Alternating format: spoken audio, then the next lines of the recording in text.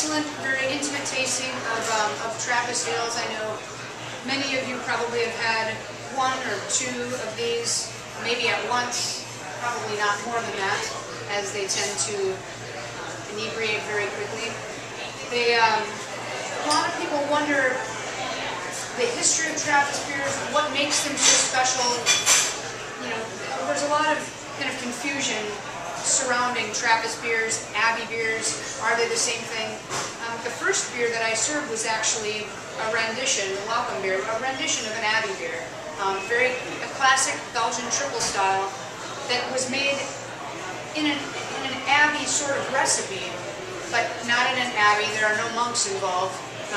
The recipe is not, 100 years old or thereabouts.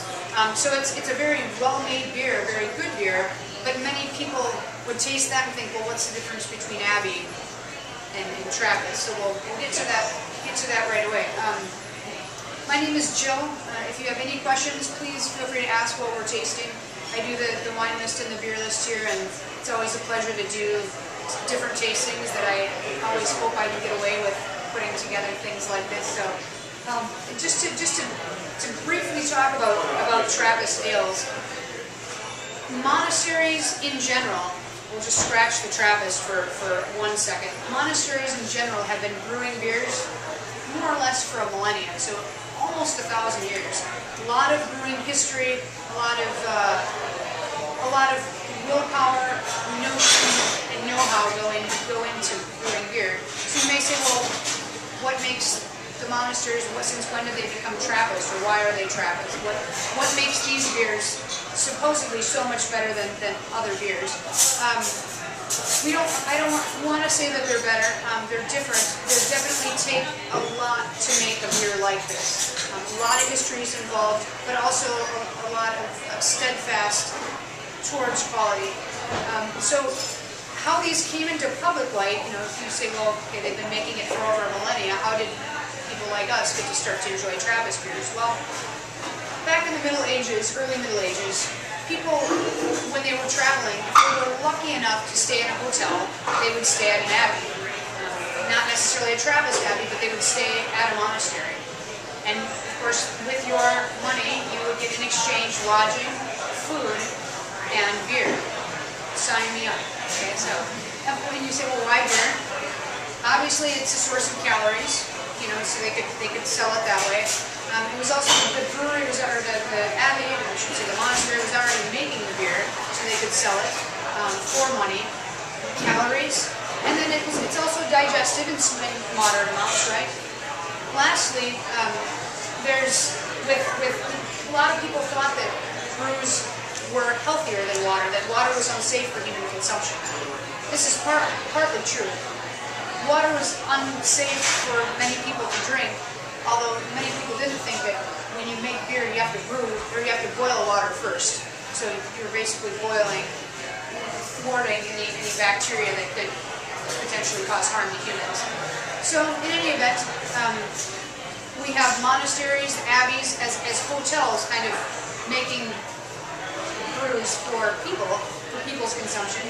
And you may say, okay, so how does that separate to, you got monasteries, so why Trappist? A Trappist monastery, technically, they started out, it's a subsection of Cistercian monastery. Has everybody here heard of Burgundy in France, the Burgundy region? Central, eastern France? Well, the Cistercian monks separated from the Benedictines, so it was a separate order in 1098. And there's actually a separate order of Cistercian monks. So there are many different orders around the world of Cistercian. La Trappe, and Trappist, is the subsection of Trappist, or of Cistercian monasteries. So it's actually called the Cistercian Order of Strict Observance. So they've taken a vow of silence. They only speak when it deals with work directly. So if anybody's lucky enough to go to a brewery, the person, if you're lucky enough to get a tour, if you're in the business or know someone in the business, they may say a couple words about this is that and this is the process, but you're not going to get much more. It's praying, it's working, and that's basically it.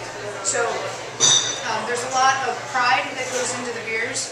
and they're not, historically they weren't made in kind of mass production. So when you say, well, Jill Burgundy, obviously these Trappist breweries, they're in Belgium, and then we have the one beer from the Netherlands. Why are they not made in Burgundy?